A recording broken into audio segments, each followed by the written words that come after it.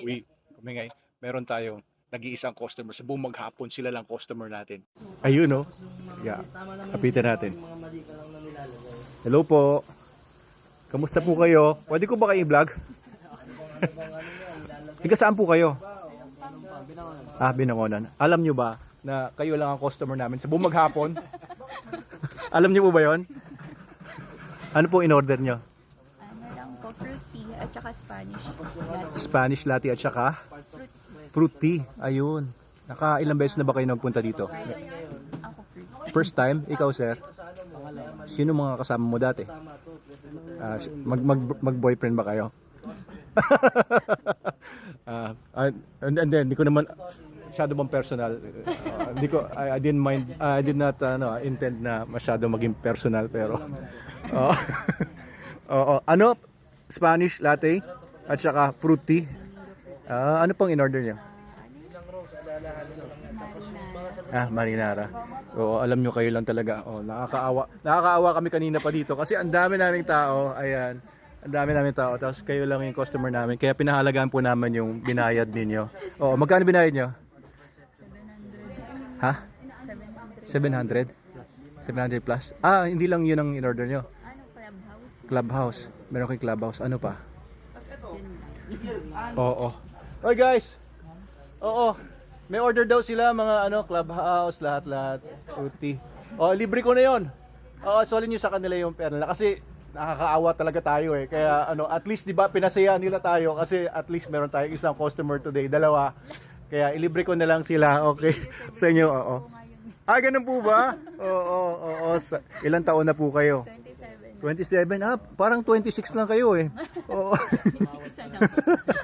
Mga taga saan po kayo? Dito sa Kalumpang. Ayan. Ano pangalan mo, sir? Louie. Tsaka si ma'am.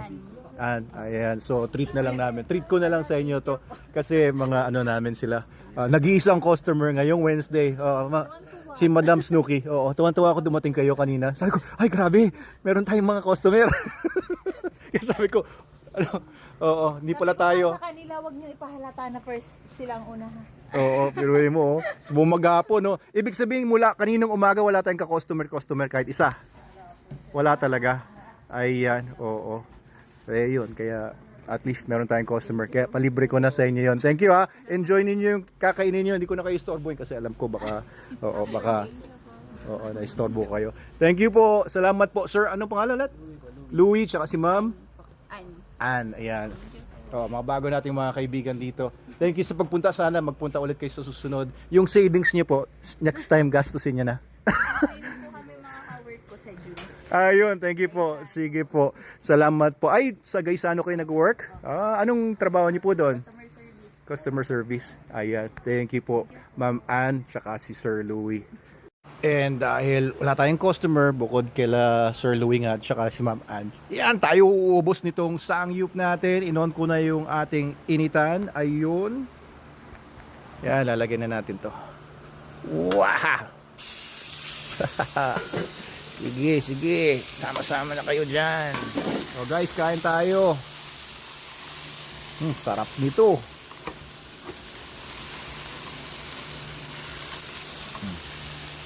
Ayan, ganyan lang po yan mga kaibigan. Bubuuin nyo na para maluto agad. Ayan, kalat-kalat lang. Yun Ako, sarap na naman ang kain ko. Madadagdagan na naman akong timbang nito. Of course, kompleto tayo dito sa mga side dish. Ayan, ano ba to? Tofu. Tapos parang merong, ano ba to? Ayan, cucumber. Na cheese. Merong mga potatoes. Ayan pa. And lettuce of course. Tapos may unli dito. Sabaw, unli at saka iced tea. Yes. Meron tayo. Yes. Ayan, salamat Miss Rachel sa eto. Ayan. Kain na tayo guys. Kain na tayo. Punta na kayo dito sa Manalo Unli Sangyupsal, sa Manalo Cafe, dito sa Manalo Resort Hotel. Punta na kayo para magkaroon naman kami ng guest dito. Kundi wala kaming papang sweldo. Kawawa naman sila. Visit po kayo dito sa Sangyupsal namin, tsaka may swimming pool din po. Mag-enjoy po kayo dito. Ayun, okay. Ayun. Sige, thank you. Ayan na. Ayan, sinaluhan ako ni Madam Snooki. Kaya syempre, mas masarap ang kainan pag kasama mo ang mga mahal mo sa buhay. Ayan. Kain tayo guys.